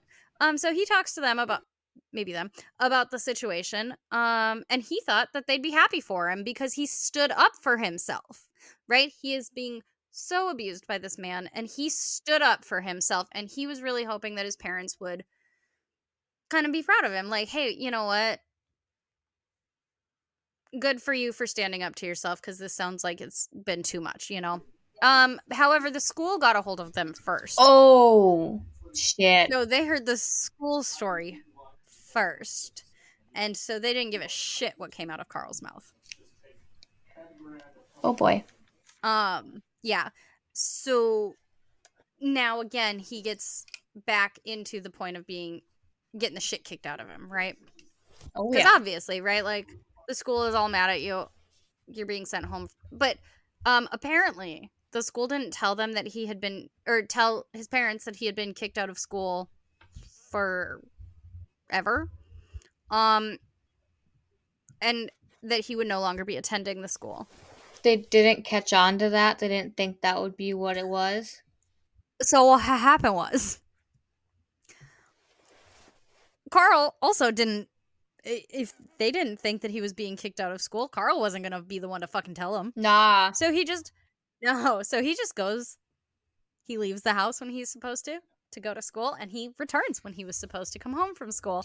And his mom at this time is like, perfect. You know, he got that out of his system. He feels bad about it. Maybe he is still on the right path. Like he's still going to school. He's still getting all of this, you know, whatever. And that's what mom thinks for a minute here. But remember I told you that he is on a like financial aid system here for the school for Yeah. tuition. Well, mom notices that he's not going to school. That he's not going to school because she was no longer getting the like financial aid payment checks anymore. And that's when she realizes he's not going to school anymore. He didn't think that one through. It's like this story is like a fucking fever dream, right? Like it feels like you can't actually, it feels like if you were watching a movie of it and you didn't know that this was like a real story, it's like you've done too much here. Nobody's going to believe this. This is not a real story. It feels like a fever dream. There's just so much packed into like a few So years. little amount of time. Yeah. Yeah. Oh man. I am almost done with this part. I want you to remember he's still only about 13 Yeah. at this point in time. He's 13. He's around 13 and 14 now, so he's getting a little, but we've basically only gone through year 13 with this boy in this part. Yep. Mhm. Yep. So I apologize. I'm going to have to probably try to compact my information a little bit more so that it's not so long every, like I don't want this to be 40 freaking parts, you know, especially if like this second part is only, he's 13, 14 in this entire thing and it's an hour and a half long at this point. Yep. So I apologize that this is so long or that this series is going to be longer, so I apologize. So he's only like 13, 14, but at this point in time he decides that he knows enough about the world that he can be on his own, right? Of course. He was on his own at, yeah, he was on his own at reform school. Essentially, he had no parental care at home from day one. Yeah. And he's been spending, like, he's like, I can handle this. All these people have been abusive and mean and horrible and whatever. I can be on my own. So he runs away from school, or runs away from home. Sorry. Of course he does. I mean, that was Of definitely course he next does. on the checklist there. I don't know what else he could have done at that point. Mm-mm. Stayed at home? Absolutely not. He wasn't staying at home. Nah. So he starts hopping on and off trains and begins to become a hobo for a while. And he's on these trains for a while, months. Let's see. He's like in North Dakota and Minnesota. So his goal is to go west, right? He wants to go be a cowboy, Okay. essentially. He wants to go be a cowboy. So he's going that way. Yeah. He has a really, when he was a kid, they used to play, and I hate this, Cowboys and Cowboys Indians. and Indians a lot. Yeah. And you know how we can't, that's not what we would call them anymore, but that's the game that he used to play. And then, so he was very interested in Cowboys and Pirates. Either way, he was really interested in just being Captain Chaos from day one. So his idea is if he goes west, he can become a cowboy. So he hops on this fucking train and starts heading west because he wants to be a cowboy. And he's pretty pleased with himself for quite a while because he learns how to hop in and out of the cars undetected by the security. That because listen, at this point in time, the trains were getting a lot of people, a lot of transients jumping on and off of these trains, and they were really trying to stop that. And so the trains had more security than you think they would have at that time. You know what I mean? Yeah. Yeah. And so he was really proud of himself for figuring out how to do it without getting caught. Um, yep. So he basically figured out how he could sleep and eat for free by getting onto these train cars and, being sneaky and whatever, right? Um, so a lot of the people that he had been coming across for a good long while, that were traveling the same way as he is, were very fine. Fine. They were minding their own business. They were kind, and they left other people alone. Unfortunately, there are plenty of people that, like Carl, have no problem causing pain to other people. So, for the most part, Carl begins out his journey by keeping to himself, right? Occasionally he knows how to play the young kid card, like I'm so hungry and I can't afford food because I'm 13. And a lot of the transients on the trains would feed him or give him some food or whatever, right? And they would be very kind to him, help keep him warm, etc., right? So these people are being very kind to him.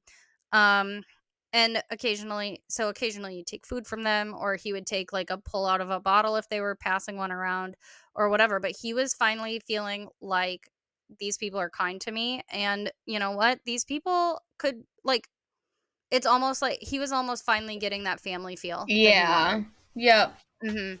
Mhm. Um and so he was kind of, at this point he was kind of starting to let his guard down around the transients that he was coming across on the trains, because a lot of them were really giving him that very kind behavior and that very Caring. welcoming, caring. Yeah. And so he's finally like, okay, these people that are on these trains, these transients, they are nice people. For once in my life, I have found a group of nice people that I can count on and that I can trust. And so he starts letting his guard down. Oof. Carl, no. Oh, Carl, don't do that. Honey bunny, baby. Listen, buddy, I wish it had just stayed like that for him. You know? Yeah. Yeah, I really wish it had just stayed like that for him.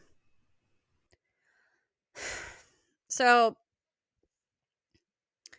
um, a quick trigger warning. Um, assault, sexual assault. He's still a child, so child sexual assault. Um,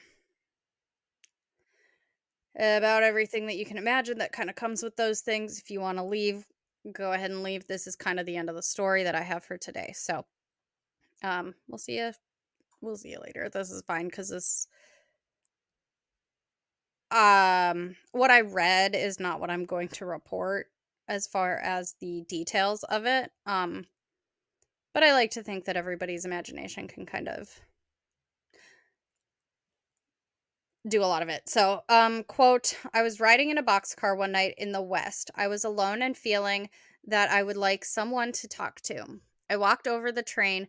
At this point, I do think the train is like stopped because he says, I walked over the train until I came to an open lumber car. And so I think that it's stopped at like a train station for a minute. So he's just walking like up and down next to the train. Yeah. Yep. Because then at some point the door like it closes and then the train moves, like the door of the car closes and then it moves. So I think they're stopped at like a train depot or something. So Okay. I walked over the train until I came to an open lumber car. There were four big burly bums in it. When I saw them, I told them about the nice warm box car I had just left. It was clean and full of straw. They all immediately got interested and friendly, then told me to lead them to it. I did, but I very soon wish that I hadn't, because just as soon as we all got into the car and shut the door, the train pulled out. They all began to tell me what a nice boy I was and how they would make me rich. They were going to buy me all the silk underwear in the world, and I would soon be wearing diamonds as big as baseballs. In fact, they promised me everything in the whole world, but first they wanted me to do a little something for them. So now Carl is shut in a moving train car with these four men who want him to do a little something for him. And he is very quickly realizing that this is not a place where he wants to be. Yeah. Or that at the very least that these are not people that he wants to be stuck in this boxcar with. So all right.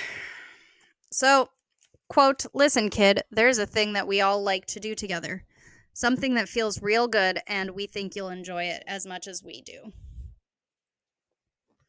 So Carl is sitting there saying, hey, I am super not interested in this.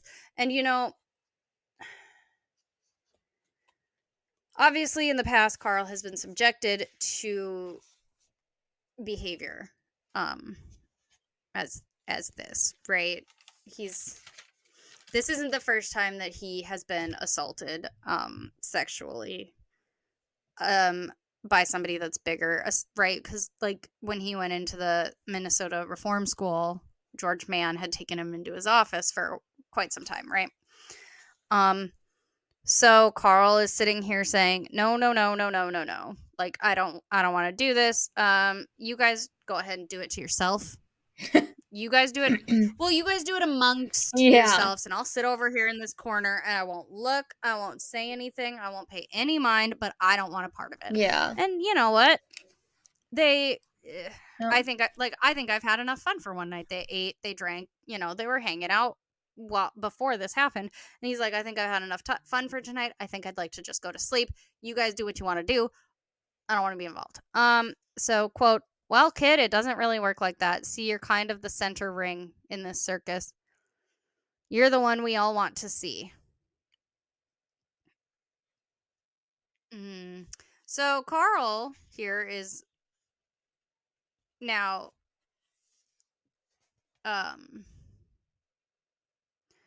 Carl knew what he was about to go through at this point. And he's, I told you no, I don't want nothing else. Got it? Oh yeah, kid, we've got it, but you're the one who's going to get it.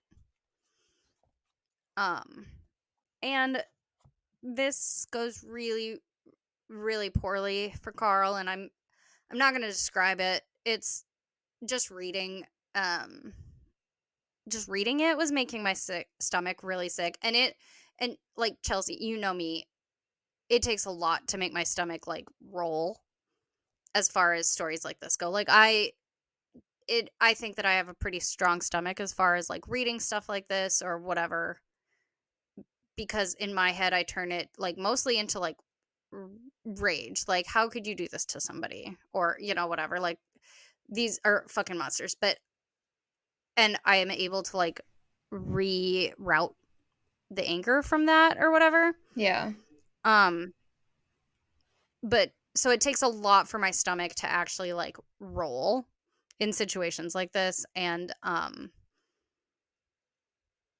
don't think that I'm gonna read it out loud or anything like that because it's bad. It's really bad. And um that's just the way it's gonna be. So Carl has is locked into this boxcar for several hours while the train is still moving with these men. And Carl is fighting like fucking hell against them. He's trying to bite, he's trying to kick. And it does take all four of them at a time. Carl, like, they are not able to do one or two or three at a time. It takes all four of them every single time that they want to get close to Carl. And eventually these guys wear themselves out and they start to get tired.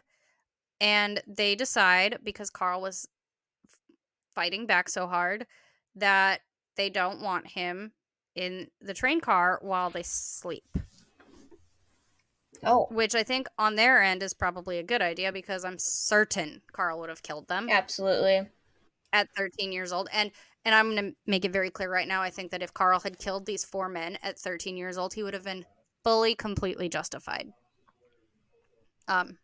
Just based on Their actions. their actions. Yeah. Yeah. Their actions. Yeah. Based on their actions, I think if Carl had killed all four of them in their sleep, it would have been fully justified. And I wouldn't say anything else about that as far as that goes. But yeah, my information is coming from the Ryan Green Kill 'Em All book. It's one of those books. It's well written, well researched. I would not suggest reading it. I suggest if it's well written and it's well researched, but I would not suggest reading it, if that makes sense. Yeah. Or I'm reading it because I'm doing this. And it is a book that I likely, if we hadn't been doing a podcast, it is a book that if I'd come across, I likely would have read. Ryan Green here has a lot of, like, he has a series of books, and I actually have another one somewhere in this room, but nobody will ever find it because of how dirty it is. But I have another one, but it's very well researched. It's very good, and all of that. But I personally, if I wasn't myself, I wouldn't read it. So don't read it unless you're really ready for pretty graphic details. So instead of falling asleep with Carl on the train, because they're like, he's gonna fucking hurt us or he's gonna kill us while we're sleeping, they decide to throw him out of the train while it's still moving, by the way. And because they're not thieves, they throw his belongings out with him, as well as his ripped and ruined clothing. Because they're not thieves, right? Carl gets all his stuff back. yeah, good for them. Mm-hmm. And then they shut the door and they go to sleep, I assume. I don't know. However, as we can assume, or as we can imagine, as soon as he's thrown from the train, he is knocked unconscious, which Yeah. I think we can all imagine. Yeah, right? So this is, again, one of those other situations where he has another fucking traumatic brain injury. Oh, shoot. Yeah. Yep, that definitely doesn't Um, help any. no, it really doesn't. So he didn't wake up until the next morning, which I guess, like I said, makes sense. He's only 14 years old at this point still. He's obviously, when he comes back to consciousness, he's in so much freaking pain. He's lying in a field by the side of the trains. His few belongings that are in his backpack and his clothes and stuff are scattered every fucking where around him. And every time he tries to, say, just sit up and like wander to find his things, he's in excruciating pain. From hitting his head and going unconscious, and all of the pain that came from like physical pain comes from being thrown off a fucking train, to all of the pain that they had in like that he had endured at the hands of these other men Yeah. on the trains. And he's still bleeding because he hit his fucking head. And because of what these other men had done. And so at this point now, Carl has learned that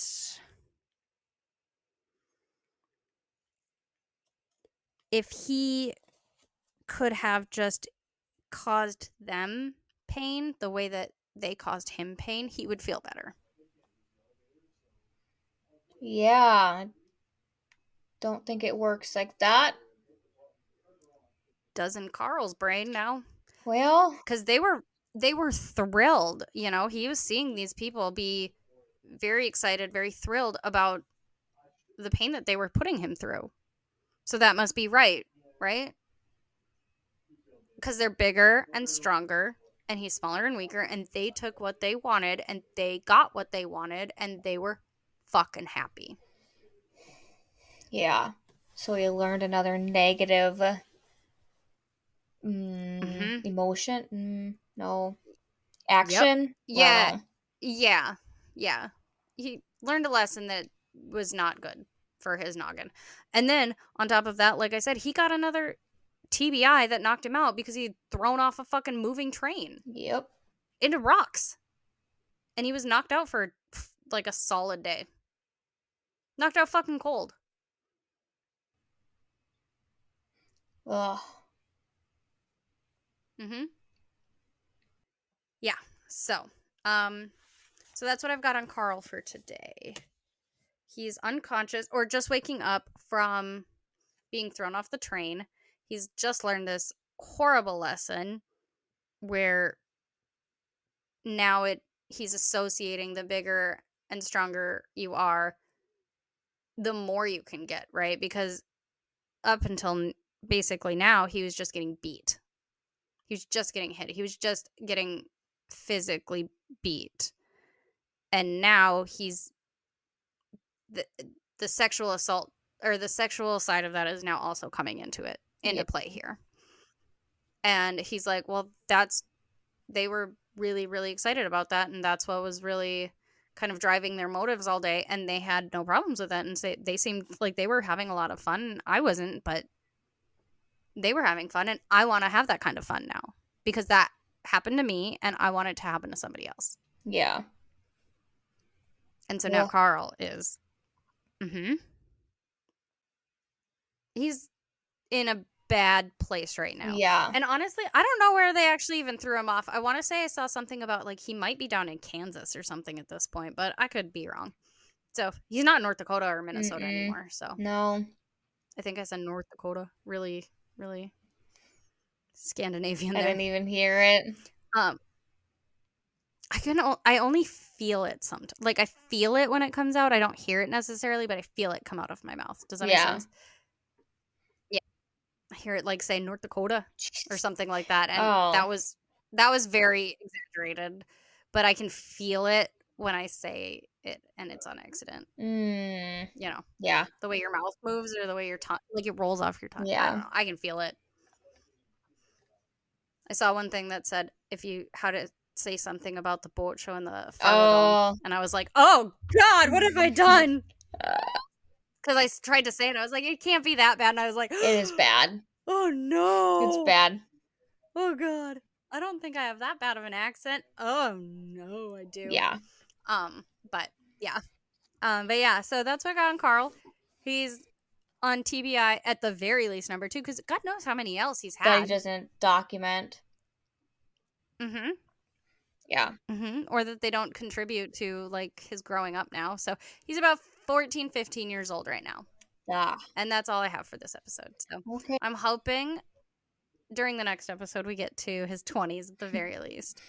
We'll see. God, I can't do this for much longer. My brain is so tired. Oh. This man's. And like I said, I still do feel, I'm still on the I feel bad for him train. Yeah. Oh, that was bad. That was bad. Way to go. He's still a child. Yeah. In my opinion. And like I said in the last one, he did not deserve for this to happen to him. No. He's a dick and he's a fucking monster, but he doesn't deserve for this, at the very least, this last specific incident to happen to him. Yeah, he didn't do anything to them. Because he's a kid. No, he was honestly just all he wanted was company. Yeah. He just wanted company, and they were like, "Hell yeah, man. Let's." He's like, "I have this nice warm boxcar full of clean straw and stuff. Would you like to come and sit in it with me?" And they were like, "Fuck yeah." And then they shared their food and drinks with him, and yeah, he didn't deserve that in No. any way, in any sense of the word. So Nope. that makes my heart sad for him. He's still an asshole, and it's not going to get better. It's actually just Yeah. gonna continue getting worse. But here we are.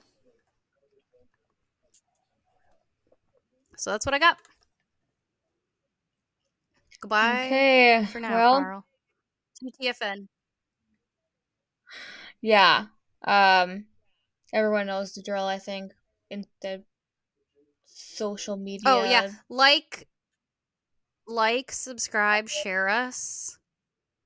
Yeah. We did a few Patreon episodes that we've got Yeah. coming out now, Well, beginning of the year.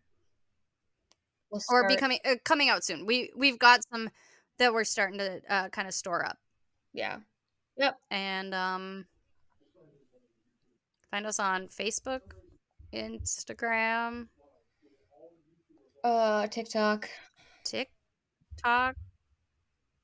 I don't know. This is all Chelsea's job, I don't know. We have a website. Not a very good managed and we one. will. Chelsea. Man, I'm trying. We will. I will also. Oh my god, excuse me. I will also have all of the. I will have the books that I'm using for this linked in our show notes, and then as well as any other resources that I'm using. Mostly for this one, I am using the books. However, I have been kind of fact checking with Google or other websites or whatever.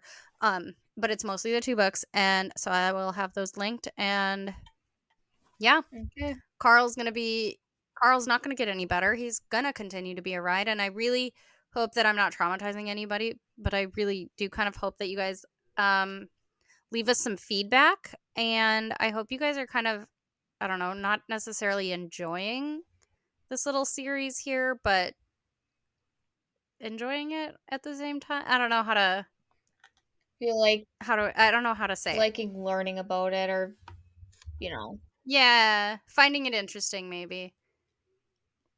I don't know. This is one of those cases where it's very like, say, nature versus nurture, and nurture has failed this man in a big fucking way. Yeah, absolutely. Yep. So Okay. sometimes I think it's interesting, but yeah. So all right, we'll see you later. Bye.